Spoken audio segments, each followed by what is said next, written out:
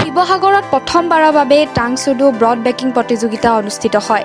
Sivasagar টাংচুডু sport এছ'চিয়েশ্যনৰ উদ্যোগত স্থানীয় দবাৰ ফিল্ডত অনুষ্ঠিত হয় এই প্ৰতিযোগিতা।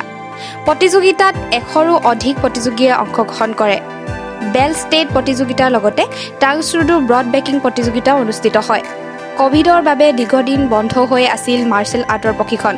লাহে লাহে কভিডৰ সংক্ৰমণ হ্ৰাস পোৱাত নতুন প্ৰজন্মৰ যুৱক-যুৱতীসকলৰ মাজত মাৰ্চেল আৰ্টৰ প্ৰতি আকৰ্ষিত কৰিবলৈ আৰু শৰীৰ সুস্থ কৰি ৰাখিবলৈ টাংচুডু স্পৰ্টছ এছ'চিয়েশ্যনে এই পদক্ষেপ গ্ৰহণ কৰিছে। আমি এই ক'ভিড ছিটুৱেশ্যনৰ পিছৰ পৰা যিটো লকডাউন হৈছিলে, লকডাউনৰ পিছত আমাৰ ল'ৰা ছোৱালীবিলাকৰ যিটো পৰিস্থিতি হৈছিলে, মানে না এক্টিভিটিজ চব কমি গৈছিলে। এতিয়া লাহে লাহে খোলাৰ পিছত আমি ভাবিলোঁ কি আমাৰ টাংচুডু এছ'চিয়েশ্যন যিটো ITF Tang Soo Do sports association of Assam, তাৰ তৰফৰ পৰা আমি আপাৰ আছামৰ ল'ৰা ছোৱালীবিলাকক লৈ এতিয়া আমি এটা প্ৰগ্ৰেম কৰাৰ চিন্তা কৰিলোঁ।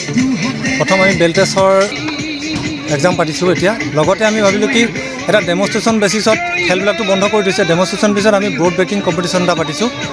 আৰু তাৰ লগতে কি হৈছে, আমাৰ পুৰণা ল'ৰা বা নতুন ল'ৰাবিলাকে যাতে এটা আকৰ্ষিত হ'ব পাৰে গেমটোৰ প্ৰতি। মাৰ্চেল আৰ্টৰ এই ছিটুৱেশ্যনত আমাৰ নিজকে এতিয়া আমি মনোবল বঢ়াবৰ কাৰণে বা বডি ফিটনেছ ৰাখিবৰ কাৰণে আমি এতিয়া সকলো প্ৰকাৰ চেষ্টা কৰি আছোঁ। আৰু আমাৰ টাংচুডুটো এইবাৰ আছাম অলিম্পিকতো সোমাইছে, গতিকে আমাৰ এটা গৌৰৱৰ বিষয় হয়। এইবিলাক চব আলোচনা কৰি আমি প্ৰথম প্ৰগ্ৰেমটো আৰম্ভ কৰিছোঁ।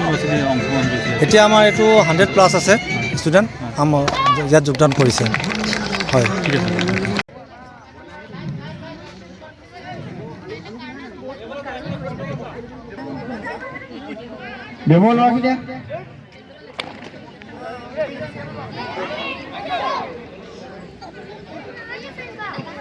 আমাৰ মাজত উপস্থিত হৈছেহি